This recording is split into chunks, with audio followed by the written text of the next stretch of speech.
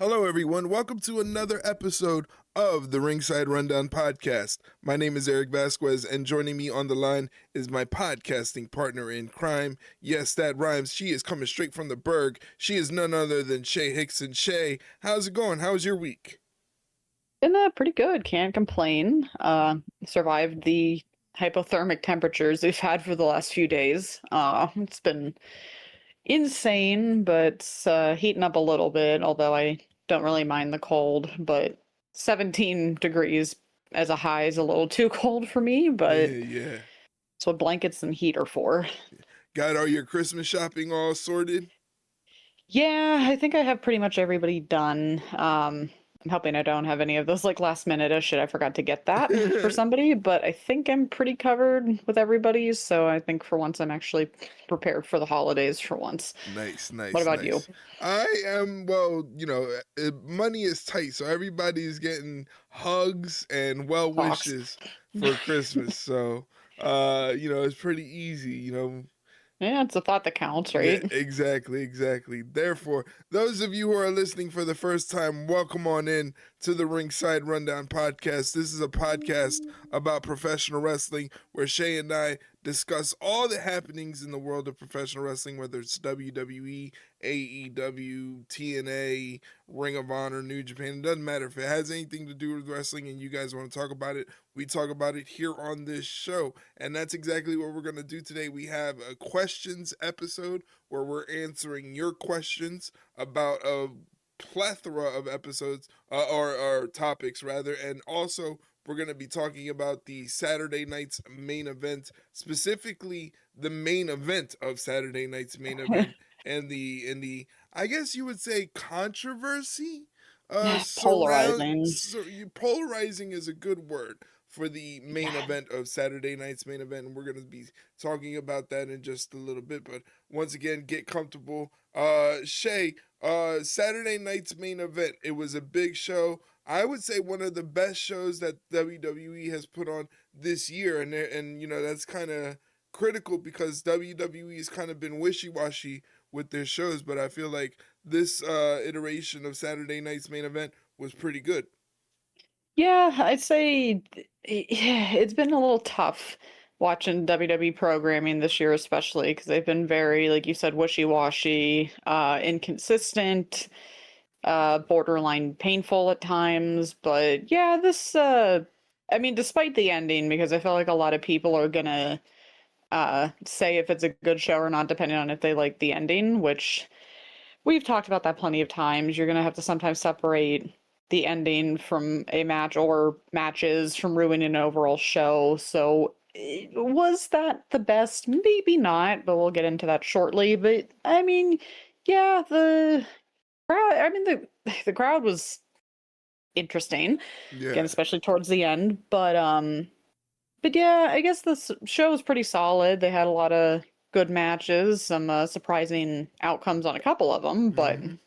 overall, nothing really to complain about that I can think of, except for maybe what happened towards the end. But again, we'll obviously get into that in a little bit. But yeah, I'd say solid show overall. For sure. Well, in the opening contest, we saw that it ended up being a no contest between Obafemi and Cody Rhodes, thanks to the interference of Drew McIntyre, who got put in his place by Obafemi. Obafemi looked very solid, and he looked like he was main roster ready. He looked like he belonged on the main roster for sure. So I can't wait to see what this guy is going to do with the likes of like a Braun Breaker or a Bronson Reed or a Drew McIntyre, perhaps. Yeah, and I feel like it's a shame because I feel like most people weren't entirely thrilled with the interference Mm-hmm. because we were kind of hoping that that feud was done Mm-hmm. because we've seen enough of it, and unfortunately it's almost like we know how it's going to end anyway, so why Right. are we just like delaying the inevitable? So a little annoying, especially since it would have been something if Obafemi was actually able to win. Would he have? Who knows? But that was definitely the biggest match of his career to date. So it's a little bit of a shame that it kind of got thrown away for the sake of moving a feud forward that no one really wanted to see again. But yeah, the match itself was pretty good. Obviously, Cody's experience came into play, and it was obvious because you had this kind of experience going up against size, but I think they meshed pretty well. Mhm. And yeah, I'm glad that Oba at least got a little bit of revenge at the end because Drew deserved that one, rightfully so. But yeah, can't really complain about that one. Yeah, definitely for sure. It's just it gave us a little taste of what we could expect when the ruler of NXT gets moved up to the main roster and gives us a little taste of what he can do. So Yeah, that but was how pretty did fun. Cody end up bleeding though? Like it was like out of nowhere, he just started bleeding from the ear, and it's just like, Very what is going on? good question. Like I wonder if it was when that he hit that running uppercut that sent him over the table on the it had to have announcer been. side. I think that's when he got busted open. I think on the fall there he might have scraped his face or something, but it definitely wasn't intentional. That's for sure. It wasn't No. part of the show. Well, it's But a WWE thing. We're not allowed to bleed yeah, on yeah, purpose. Like yeah. that's not allowed. Well, yeah, that's that. I mean, to me, that's a good rule. I don't. Eh, I'm not a fan of. I'm not a fan of blood. You know, and yeah. obviously we get plenty of blood on the other show. You know, Yes, so we do. we get our fix anyway, full of blood. So I'm just yeah, like you said, it was not intentional. It No. has happened. It just happened. But either way, it was a solid showing for Obafemi. Gave us a little bit of a taste of what we could expect when you watch NXT or when you expect them on the main roster. Yeah, which might be soon, maybe not. Maybe they're gonna give him a little bit more time, but at least you know he's ready for the challenge when he comes up here. Yep. And then following that, we had another NXT showcase between the veteran Bailey of the WWE main roster taking on the NXT rookie Sol Ruka. And that was a phenomenal match. Sol Ruka looked like she belonged as well. No hiccups in the match, no clunkiness, no missteps. It was a solid contest between Sol Ruka and Bailey.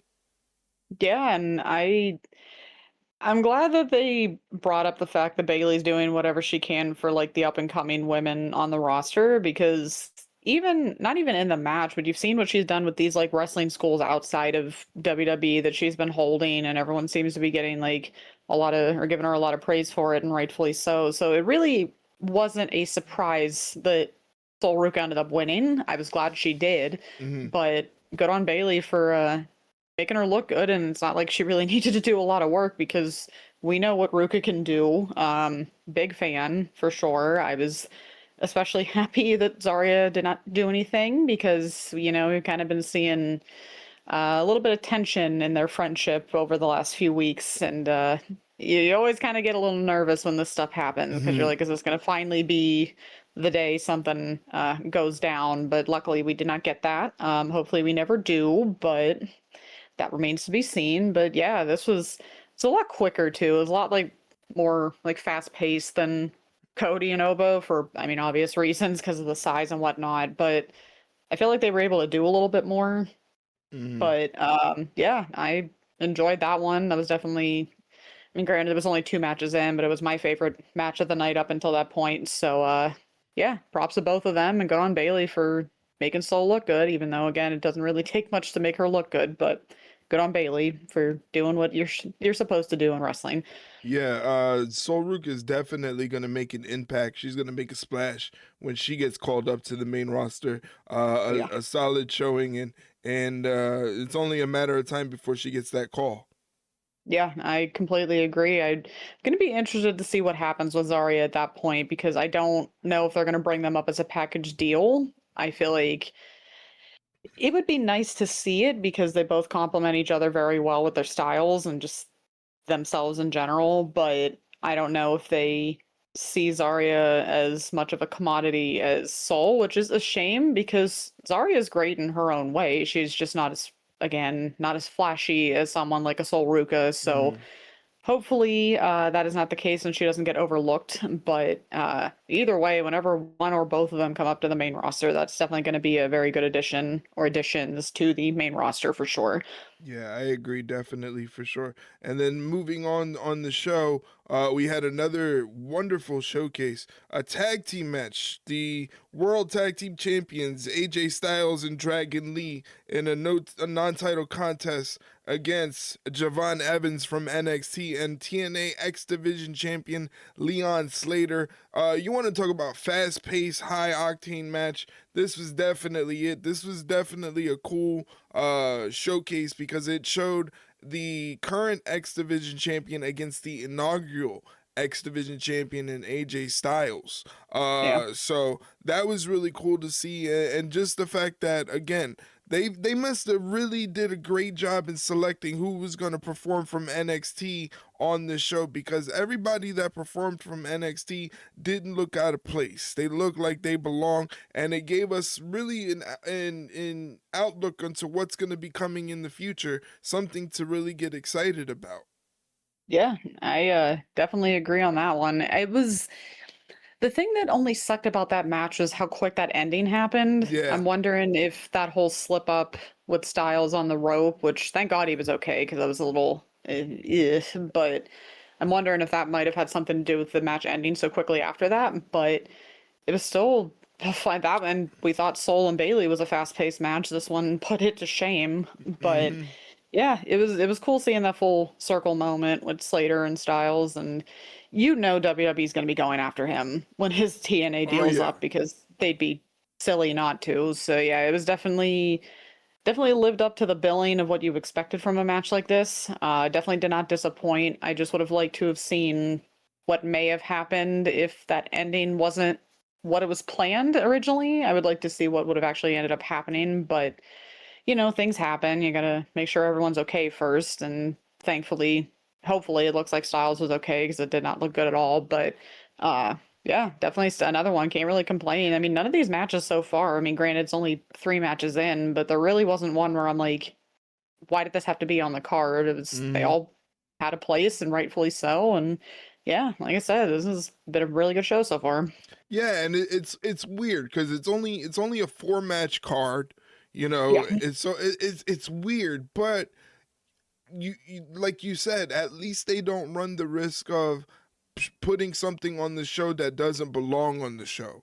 yeah, Um, I think they do a good job in spacing everything out so that way their PLEs and stuff look like big deals and all the matches are they make sense and there's a reason for them to be there. It's not like the other company that sometimes can just throw on a match to throw on a match and it doesn't really make sense. Um yeah, WWE keeps it short and sweet, which is smart. Keep it simple.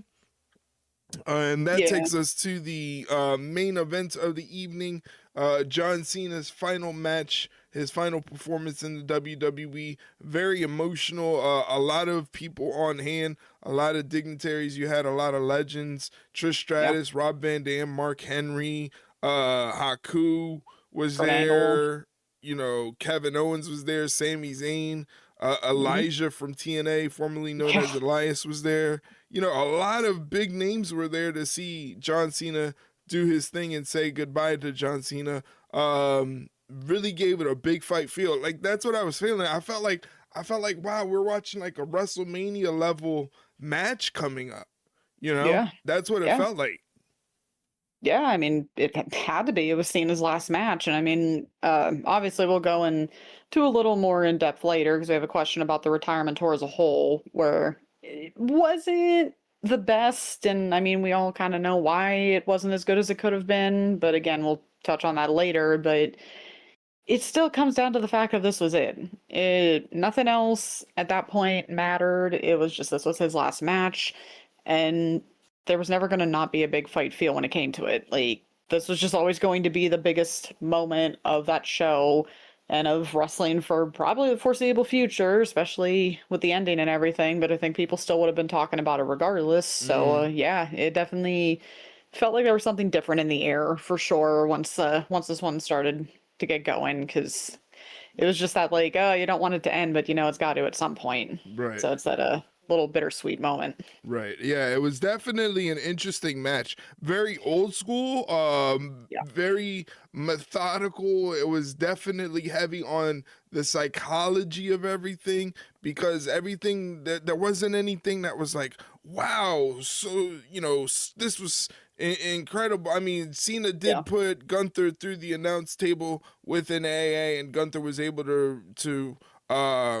recover after that, and then we had like an avalanche AA that didn't work. We had so many AA, so many five knuckle shuffles. It was Yeah. like the greatest hits of John Cena on Overdrive, but it was well deserved and it was well thought out in the way they did it and the way they made Gunther look dominant with the repeated clotheslines that he kept throwing on John Cena and putting him in that bear hug of a sleeper hold. I thought Gunther wrestled a very smart match.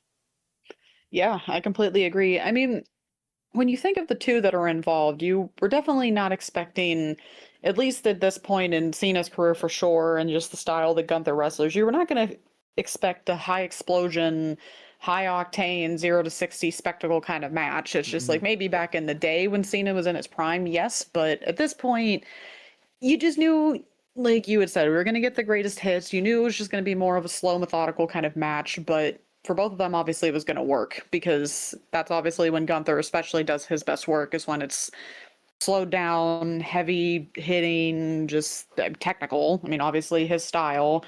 And Cena, it was just like, let him do his thing, and people are going to eat it up. And they did. And for a guy like Gunther, it was going to definitely take several AAs, and clearly it was however many. How many did he end up hitting? What was it like? I think four or five. I Yeah, like think. I would say about five. Yeah, and so clearly, even for Gunther, that's still not enough. You had to do way more than that to take a guy like him down, and it was just kind of that typical match with Gunther where it's like you could throw anything and everything at the guy, and he's probably going to absorb most of it and give it right back to you. And for the most part, the only kind of person that could rise to that occasion would be someone like John Cena. But all right, I guess we might as well just bring it up. So the ending. Needless to say, the ending was very controversial, Mm, very polarizing, very I don't know what other words to describe it, but to say that people were not happy were is an understatement. mm-hmm.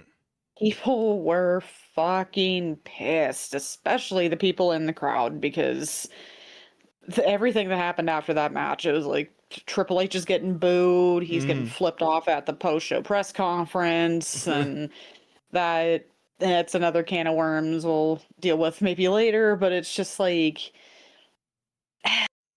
I don't know. I just feel like on one side you can kind of see it where it's like, all right, he's got me. I'm not getting out of this. So it was kind of like a checkmate kind of Mm-hmm. scenario where it's like, all right, well, not really sure what else I can do here. However, going into this match, you and I both were not going to be surprised if he lost because that just seemed like the Cena thing to do. He wasn't going to go out in a blaze of glory and, oh, he has to be the one to win. We weren't surprised Mm-hmm. that he lost. It was just the fact that we both said, okay, well, if he's going to inevitably get choked out, passing out's probably the best option. Right. And Triple H listened to that episode and said, "Yeah, that's funny, guys. We're not doing that." Do I still think it would have been better to have Cena pass out instead of tap out? Yes, I think so personally because when you have a guy who, and again, the whole checkmate thing, I understand that part. Like he realized he had got the better of him. That was the best way to just like make it out semi intact. However, when this guy has based his entire character on the phrase never give up, and you have that same guy give up, Mm-hmm.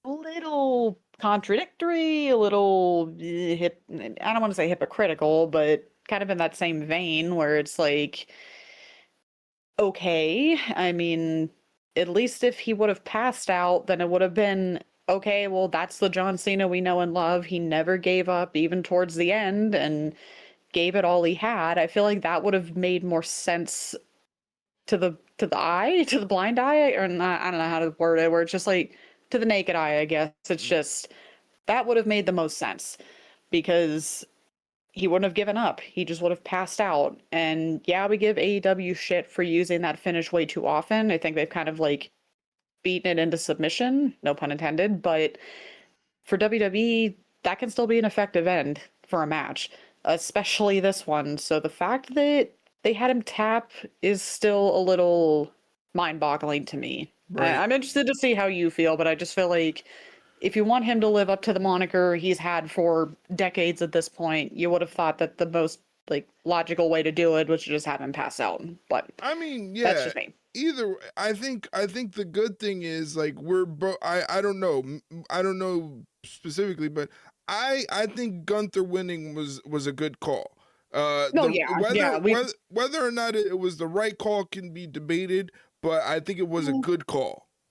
I mean, I guess the only issue I have with it is that again, maybe I just misinterpreted this, but I could have swore this whole tournament was for essentially putting somebody over and giving someone like the opportunity Cena had all those Right. years ago. Right.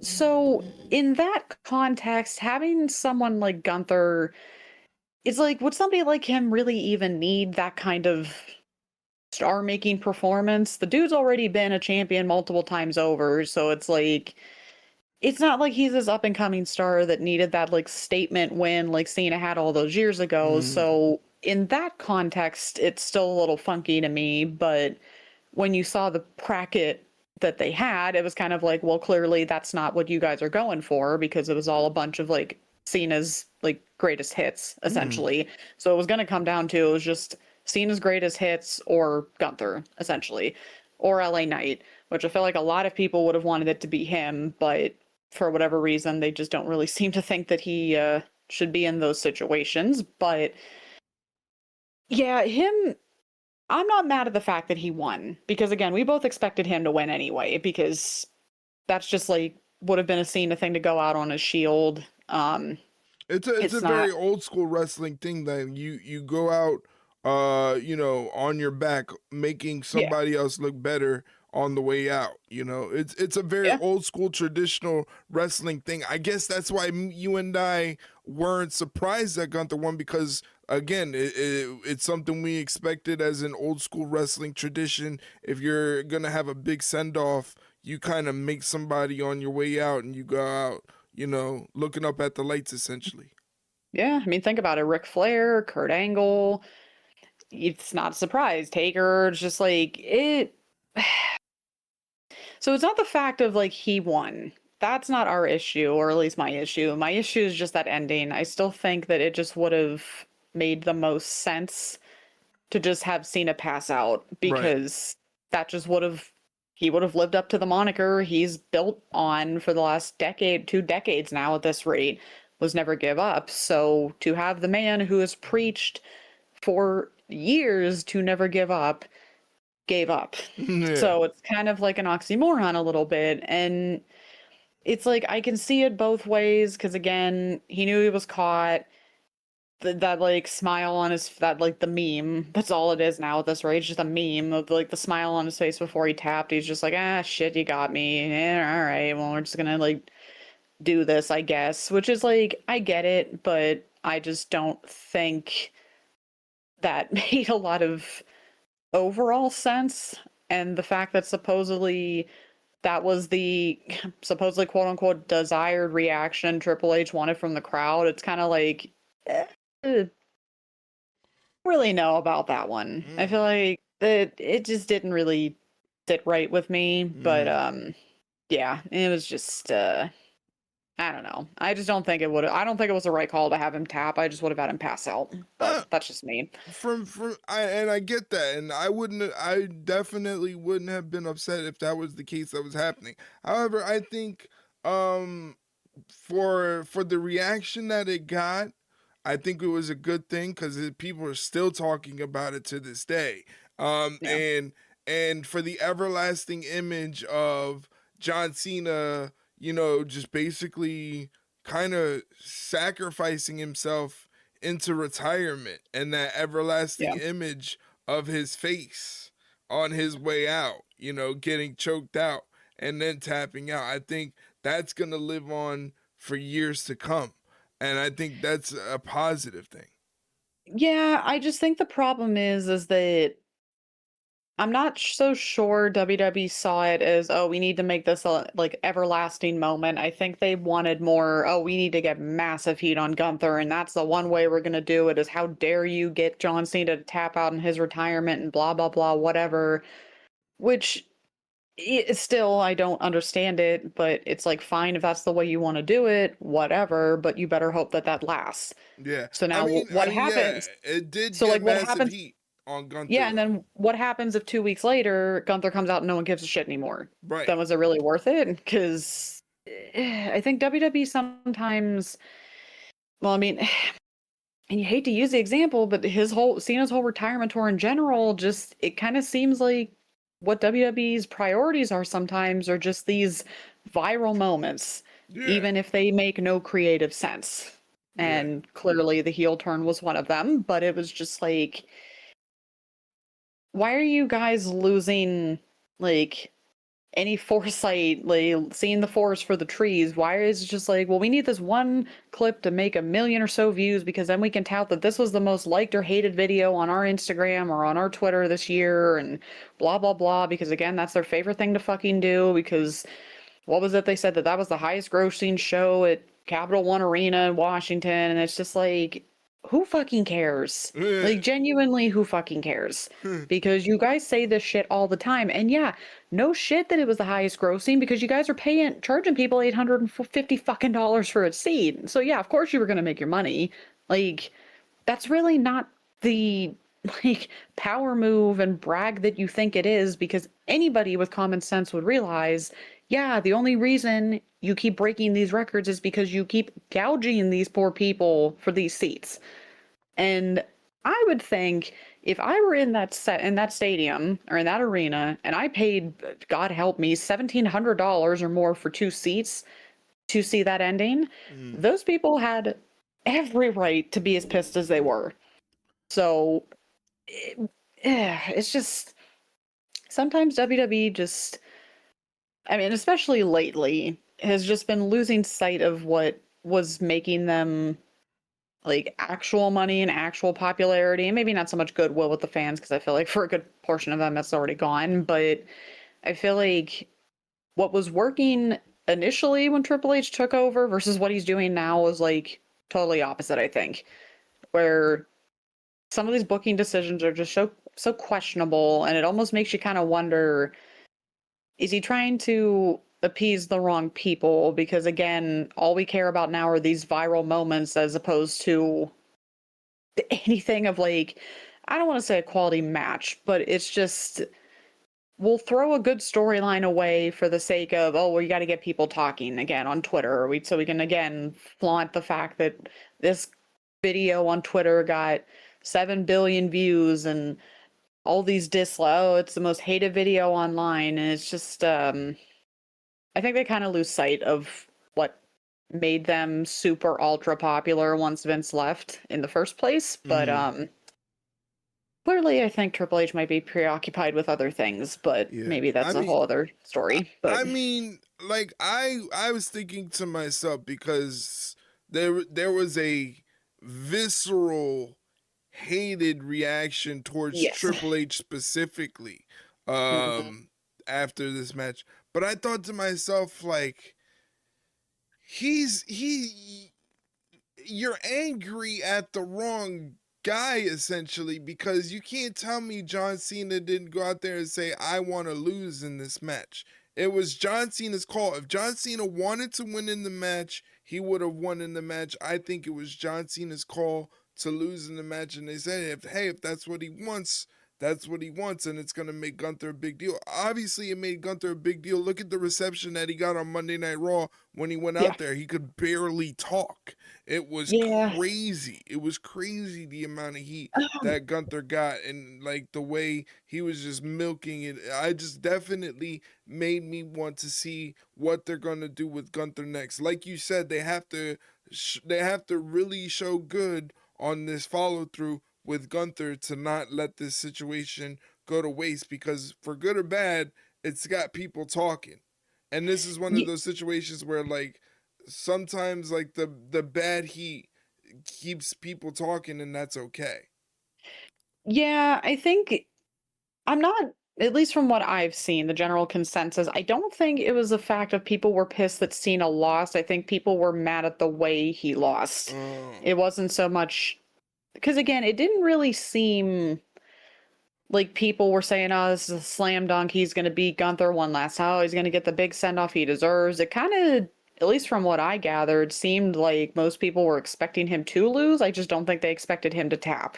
I think that's where the ire of the crowd was from, and flipping Triple H off, and him trying to, I'm sure you saw like ignorantly like play, oh well, oh, I see a lot of bloodline Mm-hmm. fans in the crowd. They're throwing up the ones, and Yeah. Biggie's like, that's not the right finger, but all right. So yeah, I don't think it was more or less the fact that Cena lost. I think it was just the fact of how he lost, which Mm. is what has gotten people so pissed off, to say the least. But Definitely that's what gonna I have gathered. definitely gonna have people talking for years to come, I would say. So that in itself makes it somewhat of a success, because it's gonna be Yeah. something that people are gonna talk about. And again, for me, it's all about the follow through. What's gonna happen with Gunther now? How do you elevate Gunther after this? Because right now it feels like he has the rocket strapped to his back and he could just do anything as he please, because he just got some monster heat sent his way.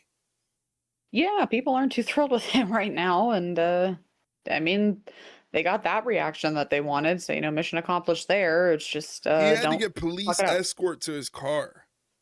Yeah, understand it. I mean, like Uh, that's shit you haven't heard in like a very long time. That's like an old school thing of yeah, like that's all that, like Roddy Piper, same thing. It's like he had to wear a like knife proof jacket so he didn't get stabbed. So it's like that's the kind of heat that you haven't seen in like the new age of wrestling. That's like old school stuff. So in that instance, yeah, they did something right. It's just a matter of if they can keep that going, for which sure, who knows. for sure, for sure. But that is our recap of Saturday night's main event, and subsequently John Cena's final match against Gunther, where he submitted to a choke. And what a monumentous occasion! What a history-making moment that's gonna go down for ages and ages. Yeah, because good, bad, or indifferent, people are going to talk about it. And I think clearly WWE's in that sense of, well, we don't care if you hate it or you don't, or if you love it, you're going to talk about it anyway. And whether that's a good business practice or not, I mean, hey, it's keeps people engaged, keeps people talking, whether that people like it or not. Mhm. Literally, if they like it or not, it's just they don't care. You're talking about it. Yep. All right, so it's time to move on to our favorite segment, our favorite thing to do on this podcast, and that is answer your questions that you have sent our way about what's going on in the world of WWE and AEW. We're excited to answer some questions. We got a plethora of questions on various different topics, so I'm excited to get into it. Why don't you throw down the first question? All right, let's get these all up here. All right, so we're gonna start off with we're just gonna go with mom's questions today. So this first one, I knew we were gonna talk about it as soon as I saw it today. That our thoughts on Mick Foley cutting his ties with WWE, because Mm. mom was like, about time someone stood up. So for the listeners that may not be like know what's going on, is they the murder of Rob Reiner and his wife has kind of been like the big news thing going around the last few days. And our lovely fucking president has to make it about him because that's just how he is. Mm. And said some pretty fucking disgusting things. Let's just call it for what it is. It was disgusting. And Mick Foley pretty much was like, you know what? I'm tired of associating myself and supporting a company that is going to pretty much, I think essentially the word he said was pamper and coddle someone who has no sense of humanity or just morals in general. And pretty much said when my Legends contracts expired, I'm not signing another one. I appreciate everything they've done for me, but I essentially I can't support this anymore. And good on Mick. Like, good on Mick. I'm glad that someone actually has a spine and actually has done something other than just talk, because some people, for whatever reason, I don't think they know what a dictionary is, has said that that was performative, what he was doing, Uh-huh. which, no, it's not. Actually, he's doing what people say they're going to do and then don't end up doing it and then just kind of like falling back in line. No, he had the spine to be like, I don't support this. I don't want to put up with this anymore. I don't want to be a part of this company anymore, and I'm over it. So you know what? Good on Mick. He's earned way. I mean, obviously, I had a lot of respect for him to begin with, but I have even more respect now because it's about time someone had a spine. I mean, granted, there are some people that probably do agree with him in the companies and just don't feel like they can say anything or don't, or kind of in maybe different spot. But good Mm-hmm. for him for getting to stand up and rest on his laurels, because there are very few people that actually do that nowadays. So I am very happy that he did that because, yeah, if I were in his shoes and was able to do it, I would do the exact same thing, because it's not like he owes them anything. He really doesn't. And granted, it's a two-way street. They don't owe him anything, but guess what? He doesn't owe you anything either. Like, I think he's given more than enough to WWE and wrestling in general. So if he wants to do that, then good on him for doing it. And I'm glad he did. I'm just Yeah, glad that I someone mean, finally stood up for it. yeah, he's definitely well within his right to exercise. I guess you would say this is his form of freedom of speech, and Yeah. he's definitely well within his right to do so. Um, I just don't know. Like, it's sort of disheartening. Like, cause you would think like WWE would take a listen and say, okay, maybe not necessarily we have to stop parading this relationship with this administration that we've Yeah. developed. At least stop putting it on our program, cause Hmm. a separation. I think that would be okay, because at the end of the day, you're there are going to be people on both sides of the aisle, and you can't placate both sides. It's just not going to work. So I think the main thing is that WWE thinks it's a good idea, and it's a boost to flaunt this relationship that they have with this Yeah. administration, and really honestly, nobody cares. Nobody gives a shit about, like, WWE's association with Donald Trump, or the Trump administration, or at least I don't care. Like, you know what, it, I can't be a hypocrite and be like, fuck them, they're a horrible company, but yeah, I still watch their program every single week. I Yeah. have at least enough self awareness to know that if there is a problem, I'm probably part of the problem, because I'm not gonna stop being a viewer. I just think it would be smart for them to stop with the flaunting of the relationship, because it's not good for anybody. It doesn't bring you any goodwill. It doesn't bring you any positive attention. It's all just negative attention. So why would you want to go through that? I think they should just start separating themselves from this administration. But it's just so hard when their shareholders are rich millionaires and billionaires that are attached to the hip with this whole thing. Yeah. And I'll be completely honest. It's very hard for me not to care about this, Mm-hmm. because an administration who openly and brazenly attacks people like me and my friends on a daily basis, and it's not great to Right. have to look at that and be like, oh, the company that I was a big fan of is supporting someone who pretty much thinks that a lot of people like myself and my friends shouldn't exist and are like a blight on this world. So I'm not going to lie, it's very hard to watch this programming. I can't say that I watch it as consistently as you probably do, obviously, because you have the streams, but it's just like, It's tough. It's kind of tough for me to make peace with that fact because you're openly, brazenly celebrating a relationship with somebody who is just hateful and vile and has no sense of any morality and anything in his body. So Right. it's a little hard for me to not care because it's very easy for some people to. It's just somebody in my position, I don't like it. And it's definitely uh, affected my interest in WWE, especially. Not so much wrestling. It's not like it's making me hate wrestling. It's just I pay a little more attention to AEW now than WWE because it's just it's a little disheartening. Right. I don't like seeing it so blatantly just plastered all over the fucking ads, and you have them running these stupid ass pictures of them during these like pay-per-views and during these shows and whatever, and it's just like I hate it. I fucking hate it. I can't stand it. Yeah. And yeah, it's like I haven't spent money to buy the ESPN app, obviously, as we've talked about, because it's like I don't want to do that. I can't tell you the last time I've gone to a live show or any like show that WWE's had in Pittsburgh for the last I can't tell you how long.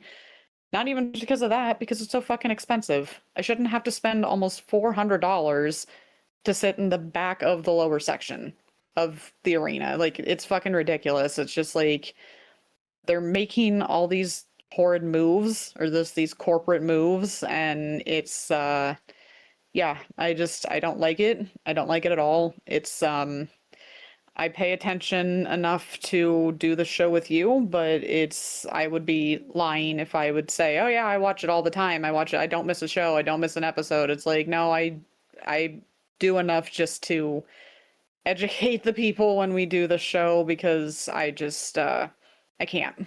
It's like I can't bring myself to consistently watch a show or just like openly watch a show that supports somebody like that. So that's at least my viewpoint on things, but No, that's just me. and you're well within your right, and I think that's what people don't seem to understand is like it's just a personal preference, and you can't really hate on someone that decides that that's the way they want to go about it. Because again, I agree. I think it's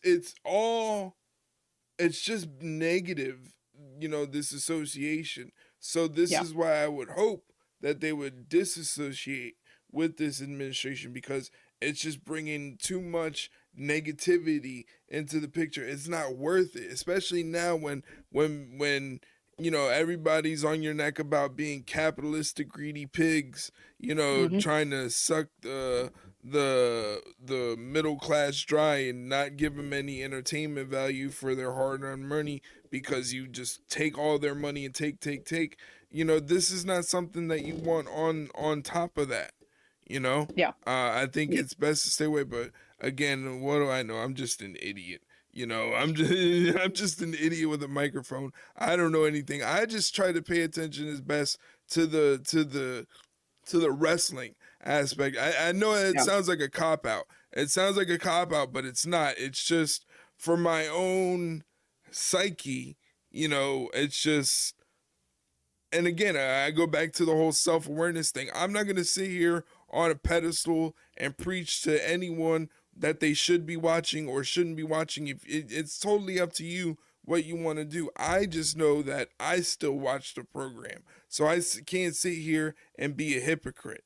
I just kind of let things happen as they may. Yeah, it's just they don't have to be so like openly like positive about it. I think Right. that's the annoying thing where it's just like you said, if you would just shut up about it, it would be very easy for people to be like, well, ignorance is bliss because well, we can't really prove that you guys openly love this administration, but maybe we have like an inkling about it, but we don't really know for sure. When you're openly admitting, yeah, we love this administration and everything they're doing and it's great and whatever, and it's just like yeah, you might as well just spit in my face while you're at it because that's essentially what you're doing Yeah. for somebody like me and again, my friends and family that are constantly attacked on a daily basis. So it's like that's a great feeling. So it's like, yeah, maybe I don't need to watch every show. Maybe I'll just follow along on Twitter and just again educate myself enough to continue to do the show. But when it comes to actually spending money on it, I don't. and have been for a while, because I'm not gonna spend my money on a company that supports somebody that wishes I wouldn't be alive right now. So, We but need that's just, WWE to get back to the wrestling and stay out of politics. yeah, it's funny how those people, the keep politics out of sports crowds, really fucking quiet right now. It's funny how that works. I guess when it's your politics, it's different, but Yeah. that's a can of worms for another show that we don't have time for. So anyway, so we're going to go to a less frustrating company that is, well, in other ways, AEW. Uh, we watched the Continental Classic, obviously, when it was Speedball and Kyle Fletcher, and we were both very surprised that Speedball beat Kyle. I was surprised, but I feel like the biggest issue the Continental Classic had had over the last few years was that there were very few like upsets where Mm-hmm. you would see the bracket and it was like, okay, well, you know for sure that those two are probably in the bottom and these people are probably going to be high up on the top. And it was very, the gap between the points was very apparent when Mm-hmm. it came down to it. So I'm glad that they're having more and more like upsets, I guess, or at least it seems like to me, to the like the initial like look of it week in and week out is that they're having a lot more upsets in the bracket, which is good because it keeps things fresh where it's like, okay, well, we thought that was going to be a slam dunk for like Kyle Fletcher, but then you had Speedball beat him, and that was a great match, by the way. That was a lot of fun Phenomenal to watch. match. Yeah, So, phenomenal match. Those guys went out there and they tore the house down.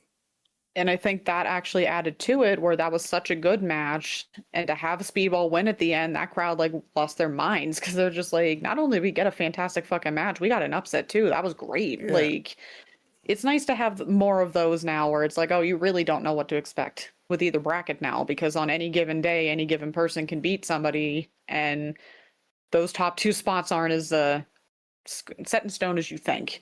Yeah. Will they be in the end? Probably, but I like the fact that we don't know that for sure until it actually happens. And to be honest with you, I love the Continental Classic because it gives a sense of importance to these random matches that are happening. I feel Yeah. like if the Continental Classic wasn't there, this would just be another episode of Dynamite, just random Hmm. matches, But the Continental Classic gives it something of importance, Yeah. Yeah, that match between Kyle Fletcher and Speedball Mike Bailey was phenomenal. Probably the best match of the tournament so far. Yeah. Absolutely. Yeah, so it definitely gives you something to look forward to, and it's definitely a positive thing for AEW to put on these matches and to keep people guessing. Because I honestly would have said Kyle Fletcher. I had Kyle Fletcher as the man to win, and Speedball ended up pulling it out, and it doesn't hurt. It doesn't hurt the Yeah. loss. It doesn't hurt Kyle Fletcher. So that's a positive thing. It doesn't dwindle his spotlight. I think he's still Yeah. in a good spot. So all in Yeah. all, good work from AEW for sure. Yeah. I don't think this is going to be, oh, this is the match is going to be the downfall of his career. I think it was, because that's also a slap in the face of Speedball too, because they're no slouch either. They're very good. Yeah. So it's it's not a slight on Speedball at all either. It was just when you have somebody like as hot as Kyle Fletcher right now, you just assume he's gonna. Well, we also thought he was gonna beat Mark Briscoe, and clearly that didn't happen. But that is what it is. It's already passed. But yeah, definitely good. This is definitely shaping out to be a good Continental Classic so far. And I'm going to be interested to see what happens towards the end. I still have a bit of a feeling, but then again, I thought I knew what the women's tag titles bracket was going to end up to be, and I was completely wrong. So Hmm. who knows? I still think it might be Takeshita because I think they're going to do something with him and Okada because they've been clearly hinting at it for quite a while now. So I feel like that would be a kind of a cool thing to do. Is just have those two just meet at the end of it, just to maybe finally break up the Don Callis family, which I doubt they'll find three other people to, replace them with, but still, I need to see it happen. Hmm. Alrighty, so, oh boy, what, in our opinion, has been the most underwhelming match in each company this year? Wow. Well, AEW, I would have to take say my answer. Eddie Just take my Kingston, answer. Big Bill. Yeah, you didn't take my answer, but that's another one. That was, yikes. WWE, underwhelming match in WWE. Hmm. Oh, I definitely know mine for sure. What's your WWE one? Cena's WrestleMania match I knew against I Cody. knew it was gonna be a Cena match. Because it was just like, what the fuck? Like, what the hell happened? I don't know. I think that one might not have helped because I think that was just a culmination of like an average-ish kind of WrestleMania, and that being the ending was just like, really, that's what we're gonna do. So, so yeah, that one was probably not. It didn't live up to the expectations because when you have somebody like Cena and you have someone like Cody Rhodes, it's like, okay, this is gonna be fucking fantastic. And what we got was just like, oh, this is what we're doing. Like, oh, Mhm. okay, I guess. So there was that, but AEW for me, and it wasn't even fucking close. This is the first thing that came up on my mind was the I Quit match with Moxley and Darby at Wrestle Ah, Dream. yeah, yeah. Yeah, Be- that's top notch right there.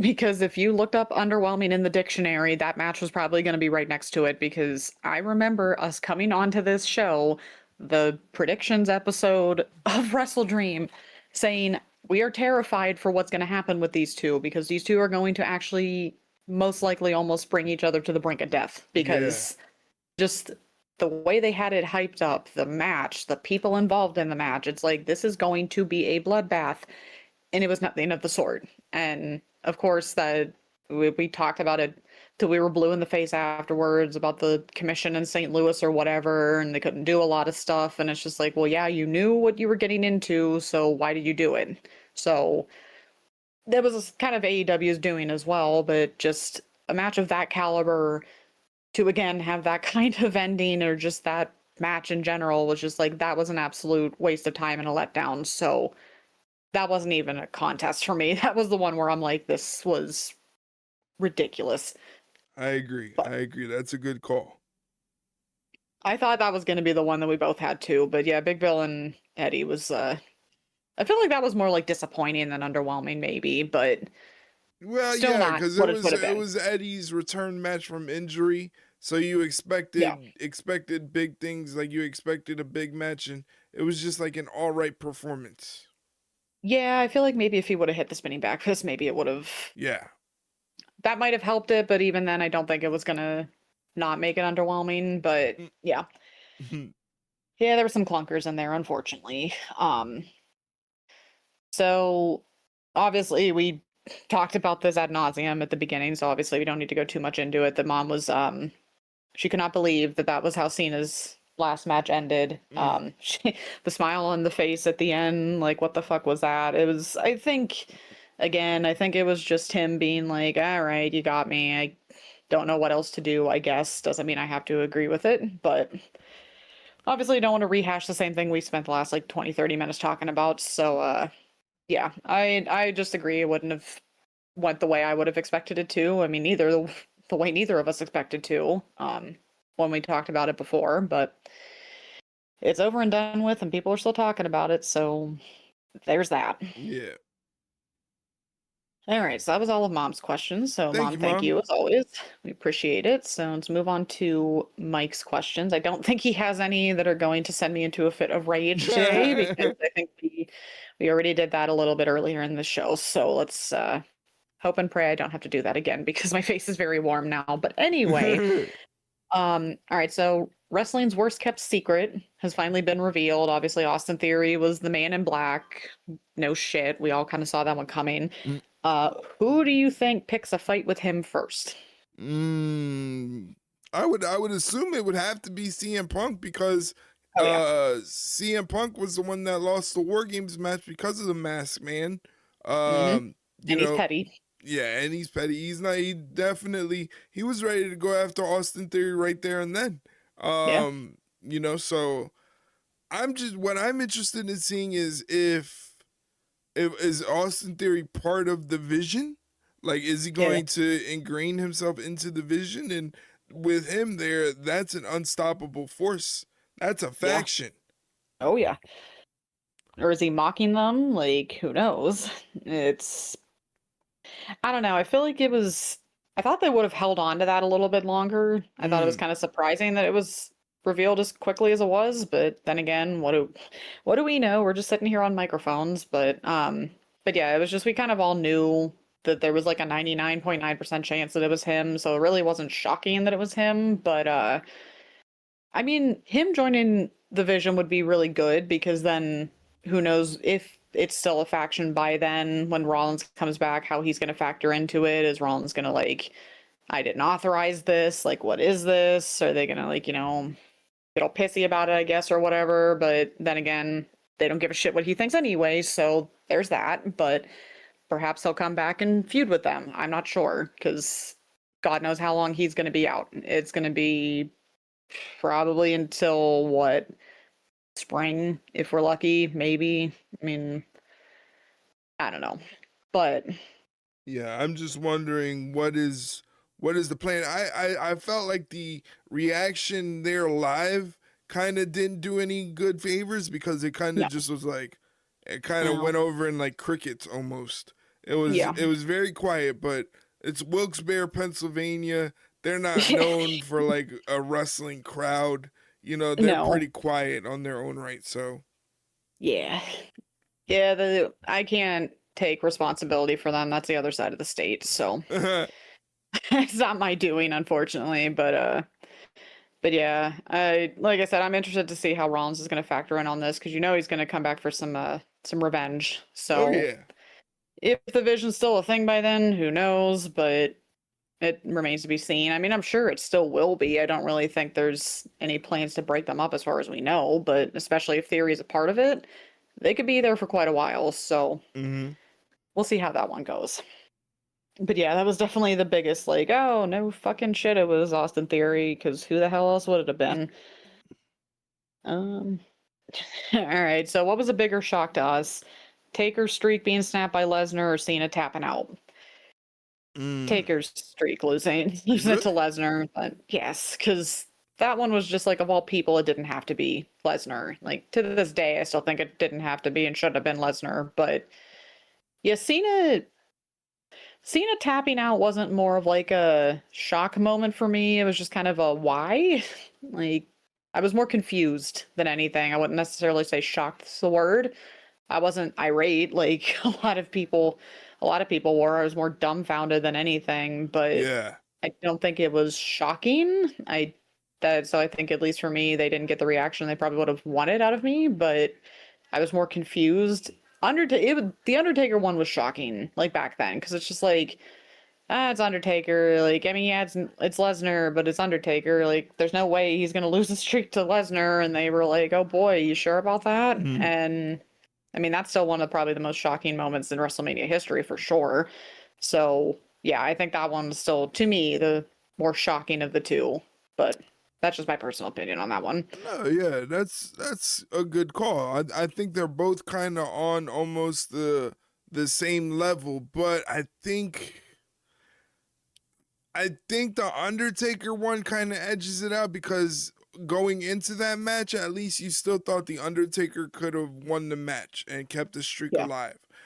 There was too much of John Cena's too good of a guy. He's gonna go out on his sword and he's gonna Yeah. elevate Gunther. Everybody kind of knew that was gonna happen. Whereas the Undertaker streak thing was still a big deal. They were like, they're not gonna end the streak.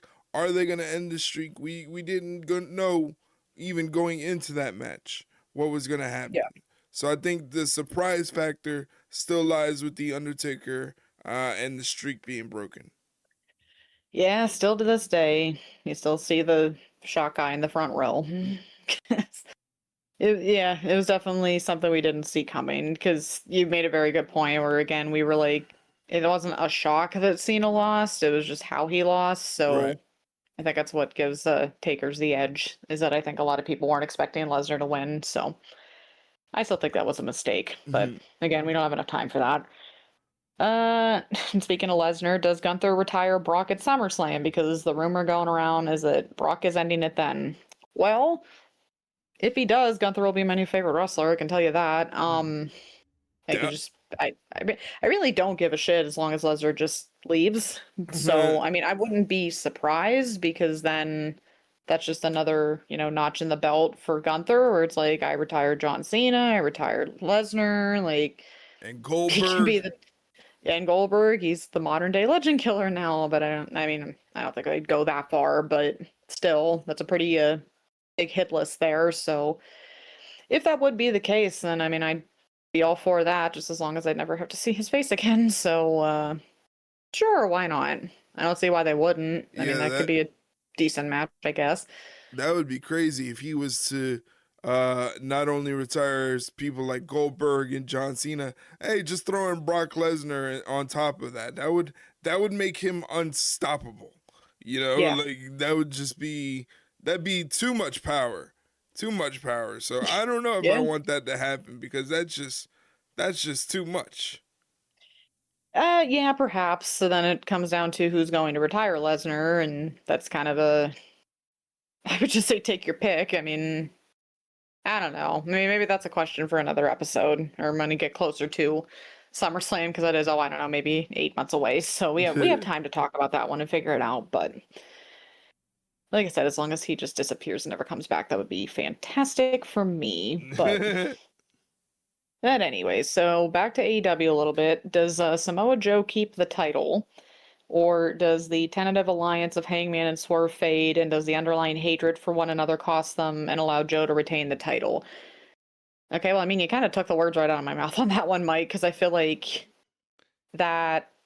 I feel like that's a little more likely. I don't really feel like.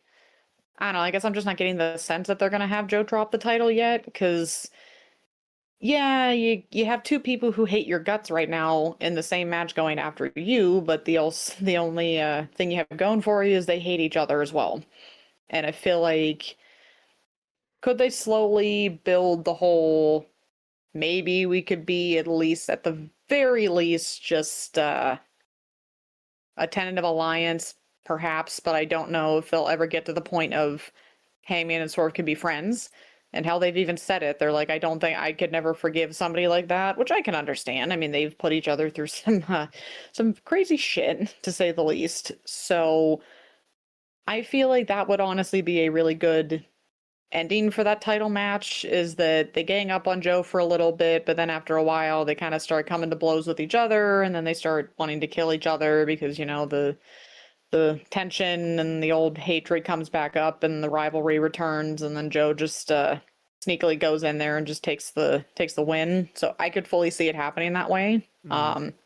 I don't really see a need for it to happen any other way, but that's just me. I think that one makes the most sense. But what about you?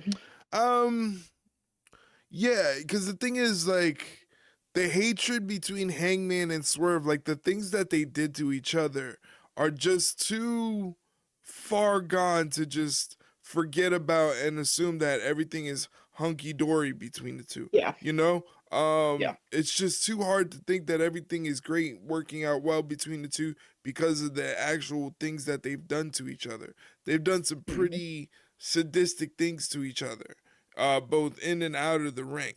So I think it's just too far gone to assume that they're just going to be getting together, and it may work out in the beginning against Samoa Joe, but I think eventually what's going to happen is you have a triple threat situation, only one man can win.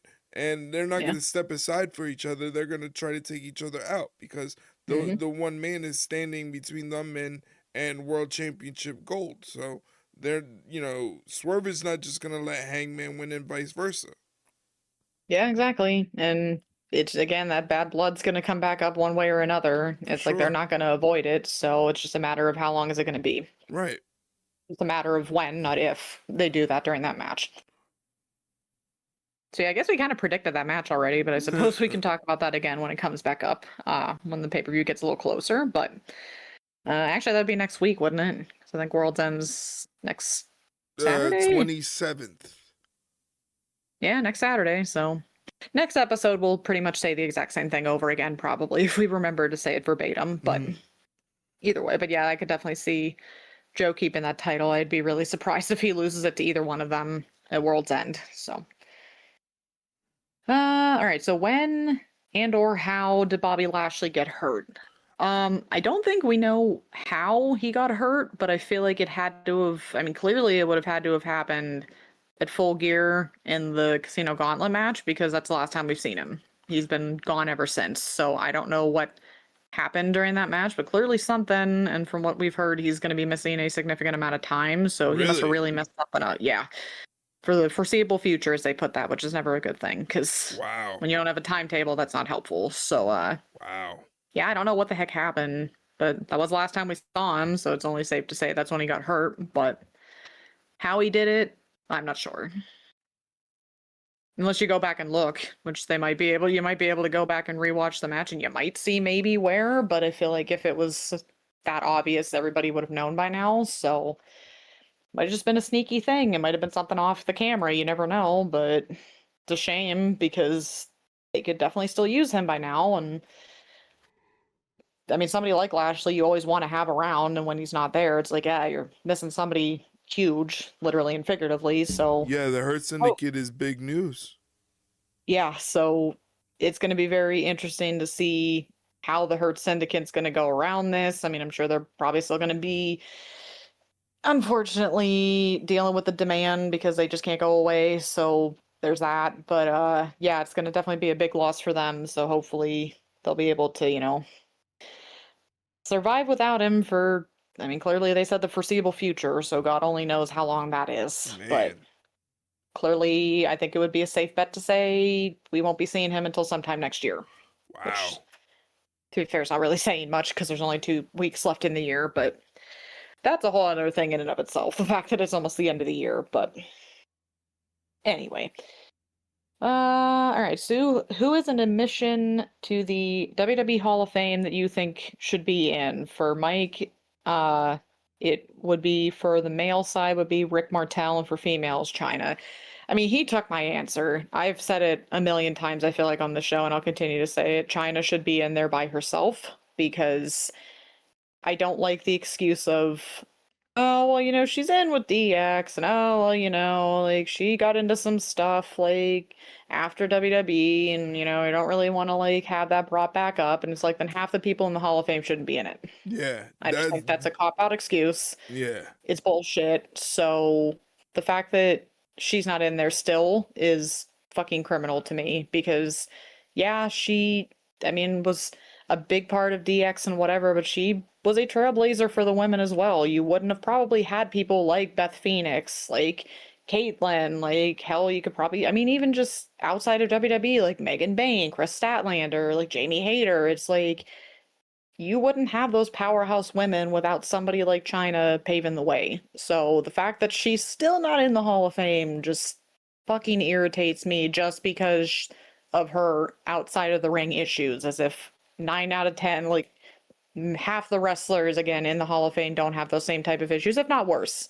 I mean, you have like some pretty kind of shitty people in the Hall of Fame and she's not in there. So I think that's a very hypocritical double standard. But Yeah. I clearly, no matter how many people complain, that's not going to matter until they decide she's in. Yeah, I would definitely go with China. China's definitely the one big omission that I can think of that's not in the Hall of Fame yet that definitely deserves to be there. And it's exactly like you said.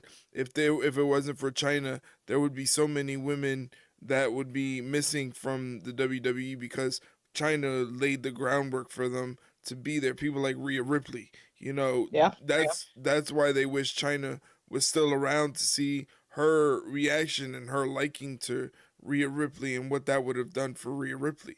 Yeah. So yeah, I definitely would go with China. Yeah, I feel like that was kind of just a slam dunk for that one. I think there was going to be no other answer for us but China. So hopefully at some point they'll finally, figure out the error of their ways and just put her in because I think it's well overdue at this point. But we'll see if they finally realize that they have been making a mistake all these years. But I'll believe it when I see it, unfortunately, at this point. Hmm. All right, so now we've come to the we always say the can of worms answer because Mike does like to ask these. This isn't going to infuriate me, so that's at least there. But Do we agree with Bleacher Report's grading of Cena's retirement tour being an F? Because Mike does not. Um, I don't. I wouldn't give it an F because you'd have to say that from beginning to end, it was a complete and utter failure. Mm. And I don't think it was a complete and utter failure. However, I don't think overall it was a success because what a lot of people envisioned versus what we got were two completely different things. Mm. I mean, the big elephant in the room, of course, is the heel turn that went absolutely fucking nowhere. Could it have worked? Absolutely. But The Rock decided that he didn't need to be a part of it. And then they just abandoned literally everything that could have made that storyline interesting. What the heck is Rock doing? Is he going to be total control? Who's going to bring Cena back from the dark side? Never happened. And so you just had one random promo towards the end where it's like, all right, well, no, I'm good now. I've understood what I've done's bad. Like we're back on track, guys. Don't worry about it. And I think if I remember correctly, Cena even admitted that that was just for a viral moment, which again brings me back to what I was saying earlier, where it's like, okay, well, we need to get people talking, and that's what we're gonna do, but we're not gonna do anything to continue that or make it make sense. And that was the big thing with WWE this year was that heel turn because it was just that was the biggest misstep creatively, I believe, that Triple H has had. And it's just a shame that he had something like Cena's retirement tour that should have been such a creative slam dunk. That should have been so easy to just maybe not so much. I don't know. The big thing Bleacher Report said was that they didn't like that it just ended up being too much of Cena's greatest hits, which I'm like, I think that's normally what you want in a retirement tour, don't you? But I feel like they could have done maybe more of a mix of Cena's greatest hits with bringing up and coming people for perhaps from NXT or just an up and coming person on the roster, like a Carmelo Hayes, perhaps. And they didn't really do that. It just seemed more focused on main hits, but it didn't really have any cohesion to it whatsoever. So the points that Bleacher Report, for the most part, were making were absolutely correct. Although I don't think I would have rated it that low. I feel like for me personally, I would have probably given it a C minus or a D maybe, but not so much an F. Like I said, an F would mean every single solitary thing they did was incorrect and wrong and just a catastrophic failure. Do I still think overall it was a failure? Yes, but I don't think it was 1000% a failure. It was just it kind of the some of its parts kind of collapsed in on itself, I guess. Or I feel like it kind of I'm trying to come up with the phrase and I'm not entirely sure where I'm going with that. I feel like it was just the good outweigh or the bad outweighed the good, I think. I think that's the best way I can put it. So I agree with it. I just think the judging was a little harsh, but I would Yeah. still agree with most of what they said.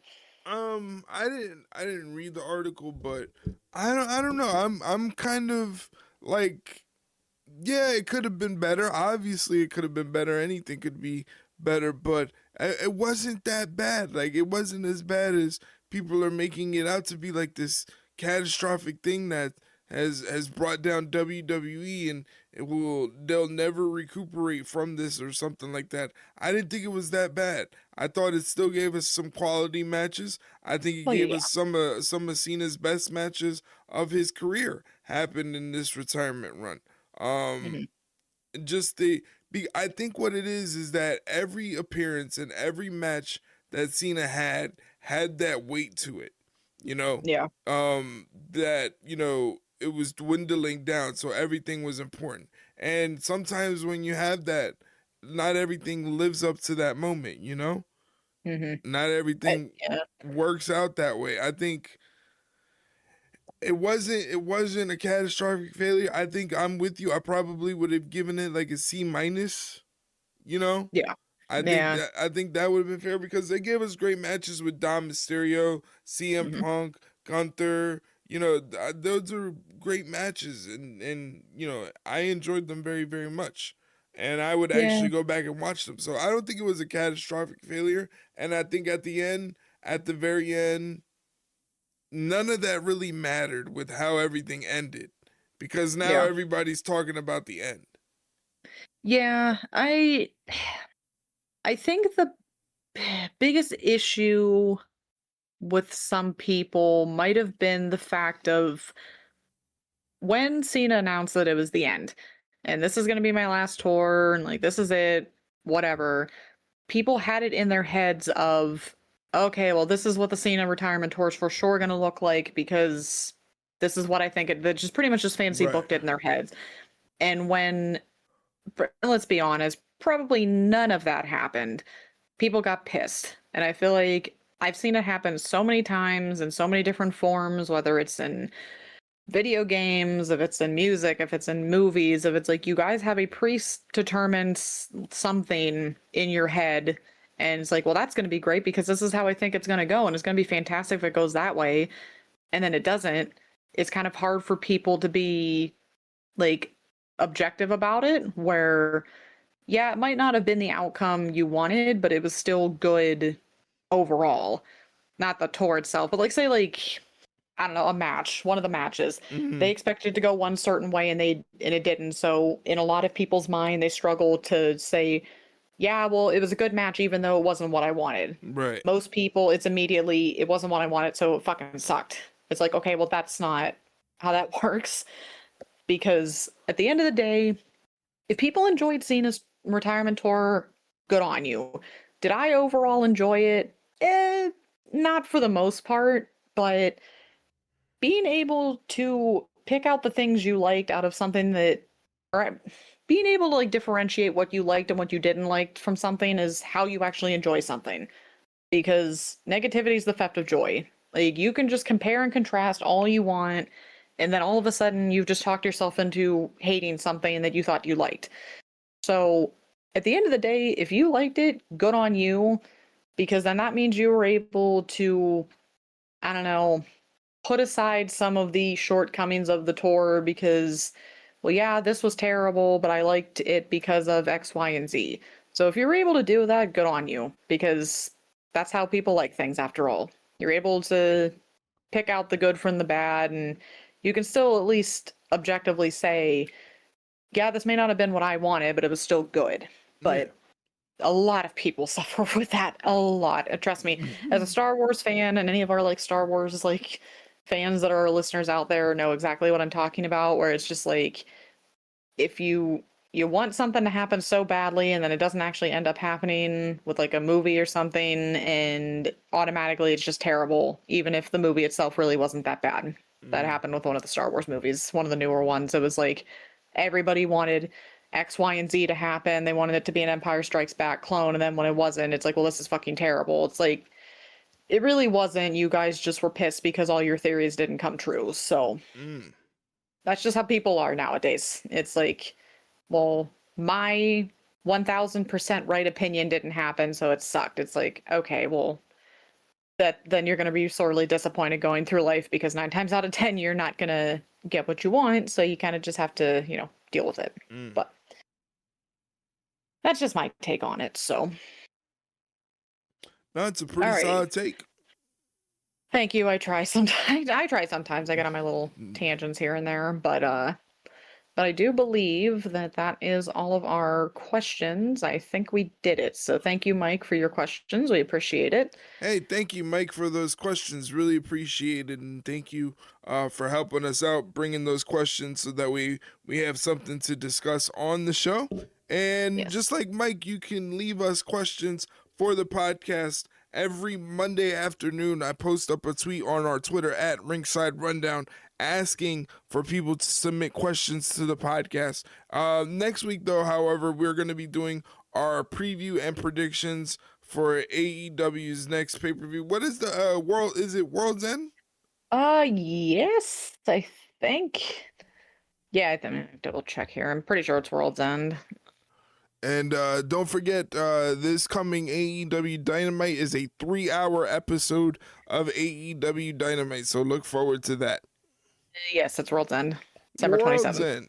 World's End, Yep. December 27th. So our next episode, we will be doing a preview and predictions episode of that show. So get ready for that. That'll be coming next week. This podcast is available all across the board on all podcast platforms. All you have to do is just search Ringside Rundown and hit the follow or subscribe button, whatever the platform asks of you, and you'll never miss an episode. This episode and other episodes are available on Spotify, Apple, iHeartRadio, Amazon Music, Audible. Again, wherever you listen to podcasts, you should be able to find this. If you can't find it on a podcast platform, let us know, and we will get you a link to the episode on your platform of choice on a silver platter. But give it back, because the silver platter belongs to Shay's mom, and she's a new cast member on the Street Fighter movie. So you know she can throw down. Yeah, she's got a black belt in every form of karate you can imagine, so you might not want to mess with her. There Trust you me. go. There you go. So make sure you give us back the silver platter when you're done with it. And still, if we cannot find it on the platform of your choosing, there is always YouTube. You can check it out on our YouTube channel, youtube.com/@ringsiderunpod on YouTube, and listen to full episodes there. Every Monday, Wednesday, Friday, and Saturday at 8 p.m. Eastern Standard Time on Twitch and YouTube, I do streaming. I stream every Monday Night Raw, SmackDown, Dynamite, and Collision episode, unless there's a WWE PLE, and then we're watching that over on Twitch, twitch.tv/ringside rundown. So head over there and drop us a follow, and you can come hang out with us, like I said, every Monday, Wednesday, Friday, and Saturday at 8 p.m. Eastern Standard Time. Shay, where can they get in touch with you? You can find me on my wrestling Twitter at @ShayRingside_, just like Eric's, except I copied his homework and put my name instead. There you go. Go follow her. Give her a follow. She deserves it. She puts out great content with the Ringside Rundown, so definitely give her a follow. Thank you. No problem. So again, next week we'll be talking about World's End. Hopefully you join us. And for Shay Hickson, my name is Erik Vasquez, and we'll see you in the next one, guys. Take care. See you later, guys.